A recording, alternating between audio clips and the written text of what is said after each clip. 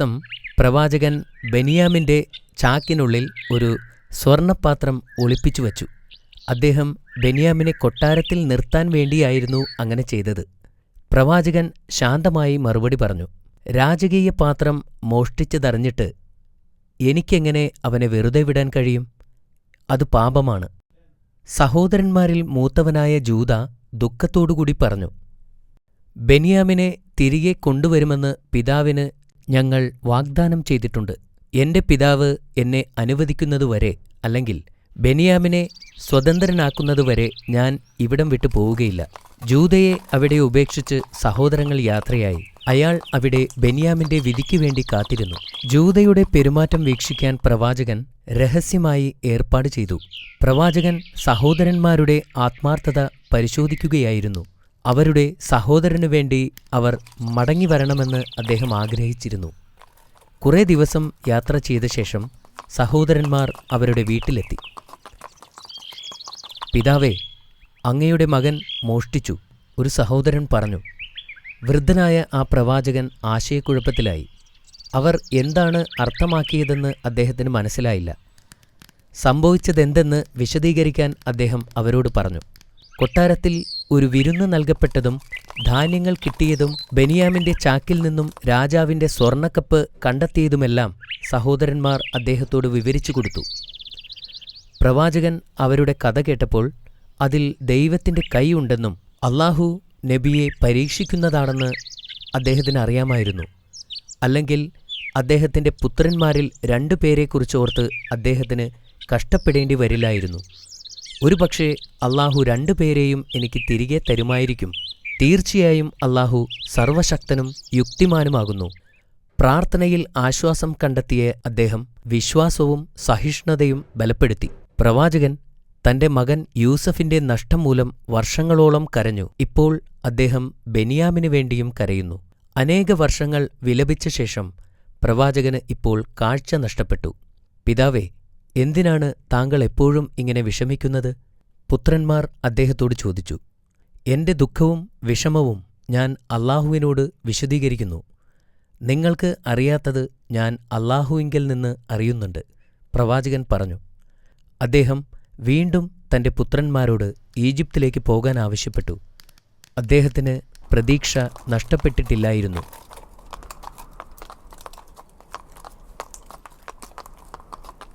സഹോദരന്മാർ 3-ാം തവണയും ഈജിപ്തിലേക്ക് പോയി. അവർ ഈജിപ്തിലെത്തി ജൂദയെയും കൂട്ടി യൂസഫ് നബിയുടെ അടുത്തേക്ക് പോയി. സ്വന്തം സഹോദരന്മാരുടെ ദുഃഖങ്ങൾ അധികനേരം കേട്ടുനിൽക്കാൻ അദ്ദേഹത്തിന് കഴിഞ്ഞില്ല. അദ്ദേഹം ചിന്തിച്ചു, എത്രനാൾ എനിക്ക് ആ സത്യം മറച്ചുപിടിക്കാനാവും? എന്റെ പിതാവിനെ കാണാതെ എത്രനാൾ എനിക്ക് കഴിയാനാവും? അദ്ദേഹം അവരോട് ചോദിച്ചു, നിങ്ങളുടെ അറിവില്ലായ്മ കൊണ്ട് യൂസഫിനോടും അവന്റെ സഹോദരനോടും നിങ്ങൾ ചെയ്തതെന്താണെന്ന് നിങ്ങൾക്കറിയുമോ? തങ്ങൾക്കും യൂസഫ് നബിക്കും മാത്രം അറിയാവുന്ന രഹസ്യമാണതെന്ന് സഹോദരന്മാർക്ക് അറിയാമായിരുന്നു. അവർ ചോദിച്ചു, താങ്കൾ ഞങ്ങളുടെ സഹോദരൻ യൂസഫാണോ? അതെ, ഞാൻ യൂസഫാകുന്നു. അദ്ദേഹം പറഞ്ഞു, ബെന്യാമിൻ എന്റെ സഹോദരനാണ്. അല്ലാഹു ഞങ്ങളോട് ഔദാര്യം കാണിച്ചിരിക്കുന്നു. ആര് അല്ലാഹുവിനോട് ഭക്തിയുള്ളവരും ക്ഷമയുള്ളവരുമാകുന്നുവോ അല്ലാഹു അവർക്ക് പ്രതിഫലം നൽകുക തന്നെ ചെയ്യും. സഹോദരന്മാർ ഭയന്നു വിറച്ചു. എന്നാൽ യൂസഫ് നബി അവരെ ആശ്വസിപ്പിച്ചു. അവർ പറഞ്ഞു, ഞങ്ങൾ പാപം ചെയ്തവരാണ്. അല്ലാഹു നിങ്ങൾക്ക് പൊറത്തു തരട്ടെ. പ്രവാചകൻ പറഞ്ഞു, അവൻ പരമകാരുണികനും കരുണാനിധിയുമാകുന്നു. പല ഉത്തരവാദിത്വങ്ങളും തനിക്കുണ്ടായിരുന്നതിനാൽ അദ്ദേഹത്തിന് ഈജിപ്റ്റ് വിട്ട് പോകുവാൻ സാധ്യമല്ലായിരുന്നു. അതുകൊണ്ടുതന്നെ അവരുടെ കയ്യിൽ അദ്ദേഹത്തിന്റെ ഒരു കുപ്പായം കൊടുത്തുകൊണ്ട് പറഞ്ഞു, നിങ്ങൾ എന്റെ ഈ കുപ്പായം കൊണ്ടുപോയിട്ട് എന്റെ പിതാവിന്റെ മുഖത്ത് തടവുക. അദ്ദേഹത്തിന് കാഴ്ച ലഭിക്കും. പിന്നെ കുടുംബവുമായി ഇങ്ങോട്ട് വരിക. സഹോദരന്മാർ അത് സമ്മതിച്ചു. അവർ കാനാനിലേക്ക് പോയി. യാത്രാസംഘം കാനാനിലെത്തിയപ്പോൾ തന്നെ യാക്കൂബ് നബിക്ക് തന്റെ മകൻ യൂസഫ് നബിയുടെ സുഗന്ധം വായുവിലൂടെ ലഭിച്ചു. അദ്ദേഹം പെട്ടെന്ന് എഴുന്നേറ്റ് തന്റെ പുത്രന്മാരുടെ ഭാര്യമാരുടെ അടുത്തേക്ക് പോയി. യാക്കൂബ് നബി തന്റെ മുറിയിൽ നിന്നും പുറത്തിറങ്ങിയിരിക്കുന്നു. മൂത്ത മകന്റെ ഭാര്യ പറഞ്ഞു, ഇന്ന് നിങ്ങൾക്ക് എന്തുപറ്റി? മറ്റേയാൾ ചോദിച്ചു. എനിക്ക് യൂസഫിന്റെ സുഗന്ധം വായുവിലൂടെ ലഭിച്ചു. പ്രവാചകൻ മറുപടി പറഞ്ഞു. അവർക്ക് യാതൊരു പ്രത്യാശയുമില്ലെന്ന് പറഞ്ഞ് അദ്ദേഹത്തെ തനിച്ചുവിട്ടു. ആ രാത്രിയിൽ നോമ്പു തുറക്കുവാനായി അദ്ദേഹം ഒരു ഗ്ലാസ് പാൽ ആവശ്യപ്പെട്ടു. പുത്രന്മാർ സമീപത്തെത്താറായപ്പോൾ പ്രവാചകൻ അല്ലാഹുവിനോട് പ്രാർത്ഥിക്കുകയായിരുന്നു. അവർ വീടിനടുത്തെത്തിയപ്പോൾ പ്രവാചകൻ പുറത്തേക്ക് വന്നു. അവരോട് ചോദിച്ചു, ഞാൻ യൂസഫിന്റെ സുഗന്ധം വായുവിലറിയുന്നു. ഇത് സത്യമാണോ അതോ തോന്നലാണോ? അങ്ങ് തീർച്ചയായും തെറ്റിദ്ധരിക്കപ്പെട്ടിരിക്കുന്നു എന്ന് ഭാര്യമാരിൽ ഒരാൾ പറഞ്ഞു. പക്ഷെ പ്രവാചകൻ പറഞ്ഞത് സത്യമായിരുന്നു. അനന്തരം ആ സന്തോഷവാർത്തയുമായി അവരെത്തി. അവർ ആ കുപ്പായം അദ്ദേഹത്തിന്റെ മുഖത്ത് വച്ചു കൊടുത്തു. അത്ഭുതം! കുപ്പായം മുഖത്ത് വച്ച ഉടനെ തന്നെ യാക്കൂബ് നബിക്ക് കാഴ്ച തിരിച്ചു കിട്ടി. സഹോദരന്മാർ അവരുടെ തെറ്റുകൾ തിരിച്ചറിഞ്ഞു. ഞങ്ങൾ പാപങ്ങൾ ചെയ്തുപോയി, ഞങ്ങളുടെ പ്രവൃത്തിയിൽ ഞങ്ങൾ ക്ഷമ ചോദിക്കുന്നു. അവർ പ്രവാചകനോട് പറഞ്ഞു, ഞാൻ നിങ്ങൾക്കു വേണ്ടി അല്ലാഹുവിനോട് മാപ്പപേക്ഷിക്കാം. അവൻ ഏറെ പൊറുക്കുന്നവനും പരമകാരുണ്യവാനുമാണ്. തുടർന്ന് പ്രവാചകൻ തന്റെ മകനെ കാണാനായി ഈജിപ്തിലേക്ക് പോയി.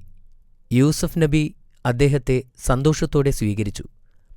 പിന്നെ യൂസഫ് നബി തന്റെ പിതാവിനെ സിംഹാസനത്തിലിരുത്തി. പ്രവാചകന്റെ സന്തോഷത്തിന് അതിരില്ലായിരുന്നു. അദ്ദേഹത്തിന്റെ പിതാവും സഹോദരന്മാരും യൂസഫ് നബിയുടെ മുമ്പിൽ പ്രണാമം ചെയ്തു. യൂസഫ് നബി പറഞ്ഞു, ഇതായിരുന്നു ഞാൻ ചെറുപ്പമായിരുന്നപ്പോൾ കണ്ട സ്വപ്നം. 11 നക്ഷത്രങ്ങളും സൂര്യനും ചന്ദ്രനും എനിക്കു മുൻപിൽ സാഷ്ടാംഗം പ്രണമിക്കുന്നു. എന്റെ നാഥൻ അത് എനിക്ക് യാഥാർത്ഥ്യമാക്കി തന്നിരിക്കുന്നു.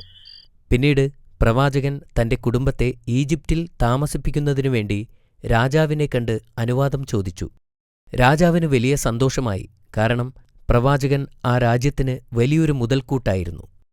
മഹത്തായ ശക്തിയും ഉത്തരവാദിത്വവും പ്രവാചകനെ അല്ലാഹുവിൽ നിന്നും വ്യതിചലിപ്പിച്ചില്ല. അദ്ദേഹം എല്ലായ്പ്പോഴും അല്ലാഹുവിനെ ഓർക്കുകയും ആരാധിക്കുകയും ചെയ്തു. അദ്ദേഹം ഒരു രാജാവിനെപ്പോലെ ജീവിക്കാൻ ആഗ്രഹിച്ചിരുന്നില്ല. അദ്ദേഹം അല്ലാഹുവിന്റെ അടിമയായി നീതിമാന്മാർക്കിടയിൽ ജീവിക്കാനാണ് ആഗ്രഹിച്ചിരുന്നത്. യൂസഫ് നബി തന്റെ മരണസമയത്ത് തന്റെ പൂർവികന്മാർക്കൊപ്പം അടക്കം ചെയ്യാനായി തന്റെ സഹോദരന്മാരോട് ആവശ്യപ്പെട്ടു. അങ്ങനെ അദ്ദേഹം വഫാത്തായപ്പോൾ ഈജിപ്തിൽ നിന്ന് എടുക്കപ്പെടുന്നതിന് അനുയോജ്യമായ സമയം വരെ അദ്ദേഹത്തിന്റെ ശരീരം സൂക്ഷിച്ചുവച്ചു. അദ്ദേഹം 140-ാം വയസ്സിൽ വഫാത്തായെന്ന് പറയപ്പെടുന്നു. മാഷാ അല്ലാ, അത് വളരെ നല്ല കഥയായിരുന്നു. നീ ഇപ്പോൾ ചോദ്യങ്ങൾക്കായി തയ്യാറാണോ? തയ്യാറാണ്. ശരി, പറയൂ. യാക്കൂബ് നബി തന്റെ മകൻ വരുന്നതായി അറിഞ്ഞതെങ്ങനെയാണ്? യൂസുഫ് നബി തന്റെ കുപ്പായം സഹോദരന്മാരുടെ അടുത്ത് കൊടുത്തുവിട്ടു. അവർ സഞ്ചരിച്ചിരുന്നപ്പോൾ യാക്കൂബ് നബി പ്രാർത്ഥനയിലായിരുന്നു. അപ്പോൾ അദ്ദേഹത്തിന് യൂസുഫ് നബിയുടെ സുഗന്ധം വായുവിലൂടെ ലഭിച്ചു. മാഷാ അല്ലാ, അത് ശരിയായ ഉത്തരമാണ്. യാക്കൂബ് നബിക്ക് തന്റെ കാഴ്ച തിരിച്ചു കിട്ടിയത് എങ്ങനെയാണെന്ന് നിനക്കറിയാമോ? യൂസുഫ് നബിയുടെ കുപ്പായം മുഖത്ത് വെച്ചപ്പോഴാണ് യാക്കൂബ് നബിക്ക് കാഴ്ച തിരിച്ചു കിട്ടിയത്. അതും ശരിയാണ് അമീർ. ഇനി അവസാനത്തെ ചോദ്യത്തിന് നീ തയ്യാറാണോ? എവിടെ വച്ചാണ് യൂസഫ് നബി വഫാത്തായത്? അദ്ദേഹത്തിന്റെ 110-ാം വയസ്സിൽ ഈജിപ്തിൽ വച്ച്.